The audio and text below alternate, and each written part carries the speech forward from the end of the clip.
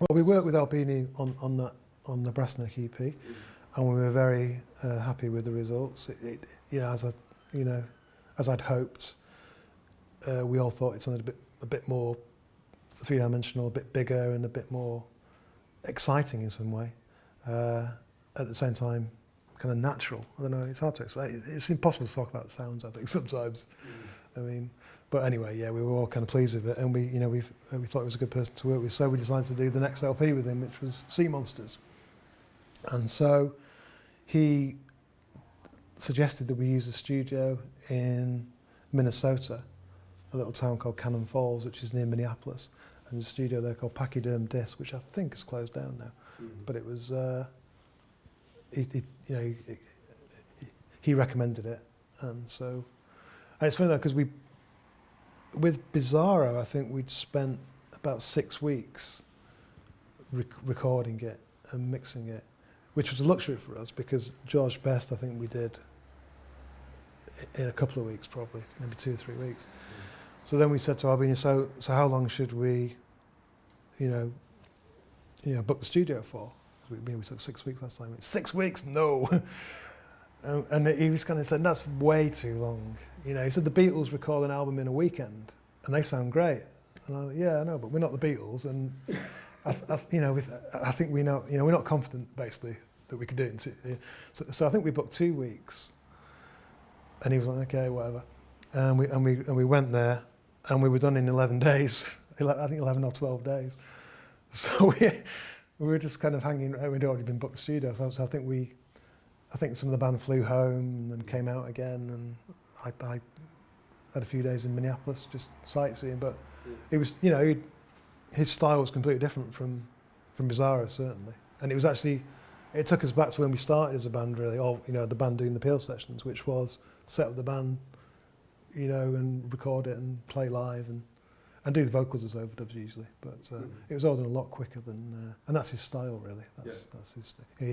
He's not one of these people who will spend a long time getting an overdub of one thing over and over again, because I think he feels that you lose the kind of spontaneity of the group playing together. And it's certainly something that I think, because we did George Best, we did the early stuff, and then we signed to RCA, and they said, okay, now you've got this money, you can spend as long as you want in the studio, you can experiment, and you kind of go with it. You don't think about it.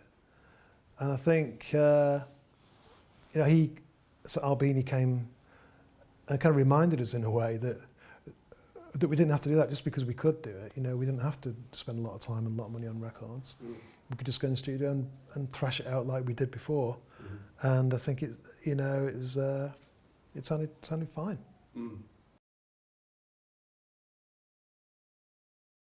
No, I think the way the band sounds on Seamonsters is totally down to us, really, to be honest. I mean, obviously, so he records it in a certain way, which definitely enhances that. But, we wanted to move away from the Bizarro sound, if you like, because we thought we'd done that now. So, and I think we were, I suppose with the earlier stuff, Bizarro, George Best stuff, it was very kind of, especially George Best, very jangly guitars, not very much in the way of distortion and stuff.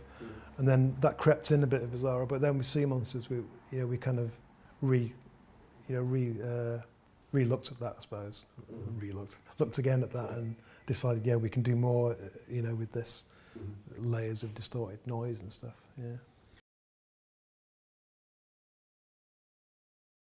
Yeah, I think we worked together very well as a band. I think the results of that in the records, really. I think we got on okay.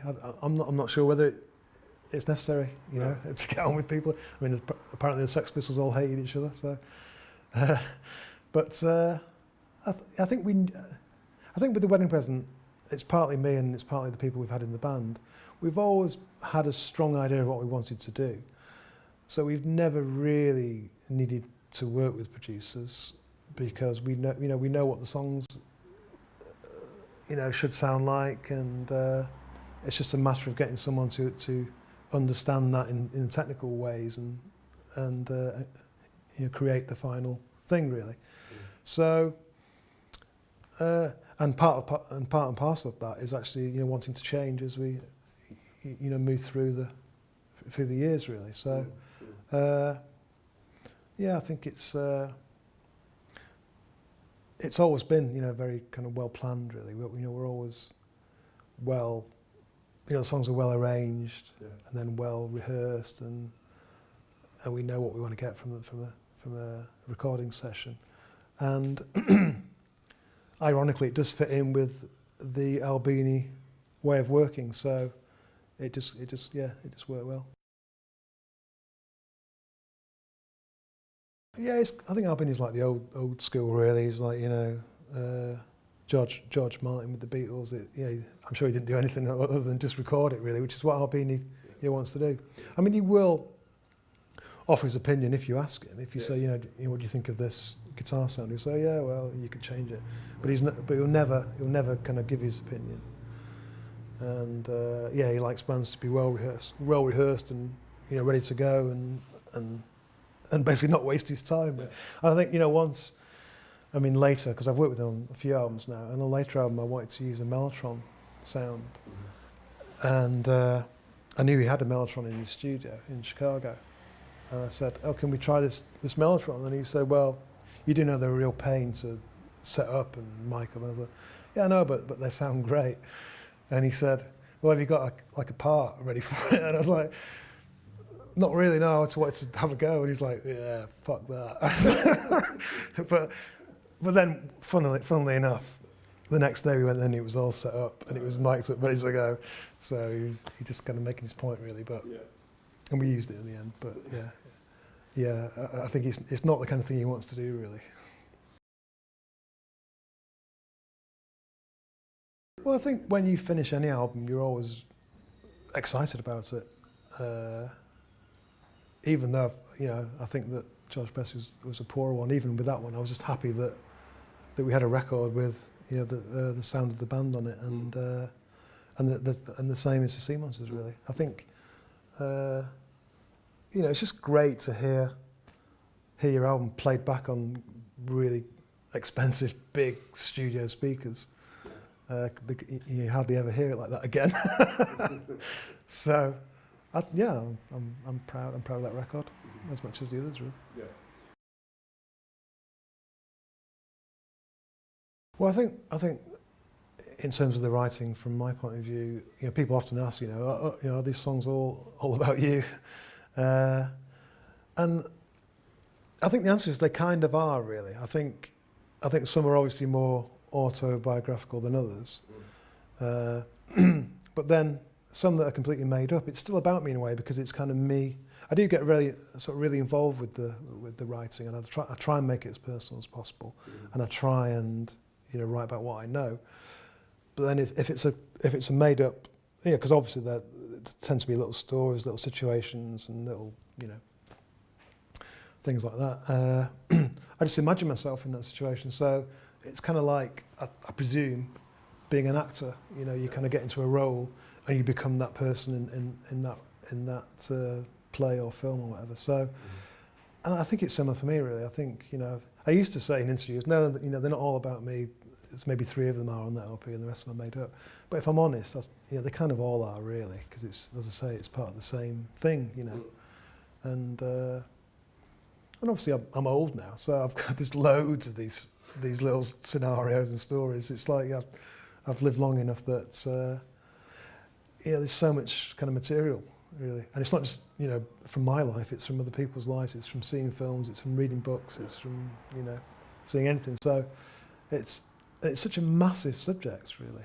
It's such a, you know, and it means so much to a lot of people. It's kind of, it's the thing that binds us together, I think, as humans, you know, the way we kind of relate to each other and speak to each other and stuff. So, because people, you know, in sort of going on from that point where I've tried to write about other things and failed, you know, people have said, you know, don't you feel constricted just writing about these relationships? And I don't at all. You know, I've never had writer's block or anything. I've never felt, you know, what am I going to write about now? Because there's always something. There's always, you know, one person can say one sentence, and, you know, there can be enough there for a song, because, you know, the impact of that sentence might have a, you know, it'll impact on somebody else, and there'll be an observer's point of view and the original writer's point of view, and there's always different angles, and you can break it down, and you know, I think it's I feel like I've scratched the surface really.